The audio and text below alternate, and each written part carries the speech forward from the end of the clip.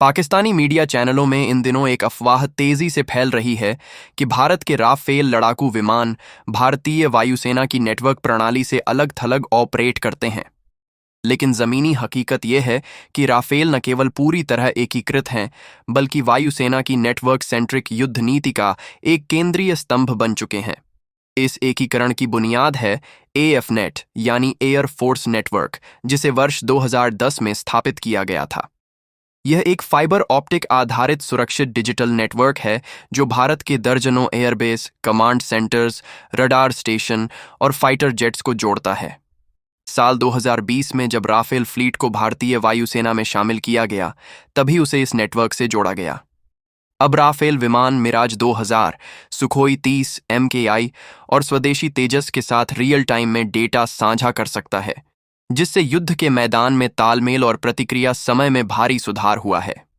इस एकीकरण को और अधिक मजबूत करता है DRDO द्वारा विकसित वायु लिंक सिस्टम। यह भारत का स्वदेशी डेटा लिंक है जो रूसी और पश्चिमी तकनीकों के बीच संचार को आसान बनाता है।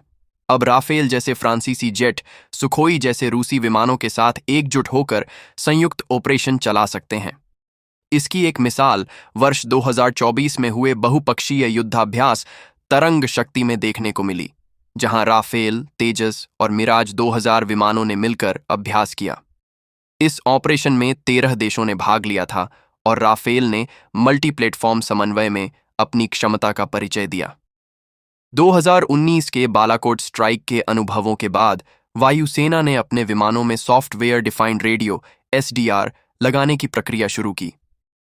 SDR न केवल नाटो लिंक 16 जैसे अंतर्राष्ट्रीय मानकों के साथ काम करता है, बल्कि DRDO द्वारा विकसित भारतीय प्रोटोकॉल को भी सपोर्ट करता है। राफेल ऑपरेशन को नेट्रा, AWC और DRDO के AWACS जैसे हवाई निगरानी प्लेटफॉर्म्स से सपोर्ट मिलता है। ये विमान राफेल को पूर्व चेतावनी, लक्ष्य की जानकारी और बैटल मैनेजमेंट सेवाएं प्रदान करते हैं, वो भी सुरक्षित सैटेलाइट लिंक के माध्यम से। भारत का IACCS यानी integrated air command and control system वर्ष 2015 से पूरी तरह सक्रिय है। यह प्रणाली S-400, spider systems, ground radar, drone और फाइटर जेट्स को एक नेटवर्क में जोड़ती है। राफेल इस नेटवर्क का पूर्ण सदस्य है और इसकी मदद से पूरे युद्ध क्षेत्र में समन्वय होता है। वर्ष 2023 में पूर्वी लद्दाख में तनाव के दौरान राफेल और सुखोई 30 MKI विमानों ने संयुक्त गश्त की। इन्हें AWACS और IACCS के जरिए रियल टाइम सूचना दी गई, जिससे एक त्वरित और सटीक रणनीति बनाई जा सकी। कुछ विश्लेषकों को लगता है कि रूसी S-400 और फ्रांसीसी राफेल एक दूसरे से मेल नहीं खाते, लेकिन भारत ने BEL और DRDO के माध्यम से ऐसे एन्क्रिप्टेड रेडियो सिस्टम बनाए हैं जो इस समस्या को हल करते हैं। यह प्रणाली बिना किसी विदेशी तकनीकी संधि का उल्लंघन किए सुरक्षित डेटा शेयरिंग को संभव बनाती है।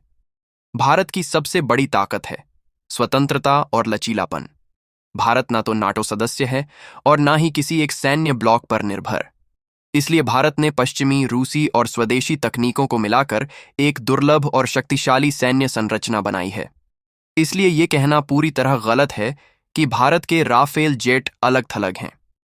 वे न केवल नेटवर्क में शामिल हैं, बल्कि 12 से अधिक अत्याधुनिक प्रणालियों से रियल टाइम में जुड़े हुए हैं, जो उन्हें किसी भी आधुनिक युद्ध के लिए तैयार बनाते हैं।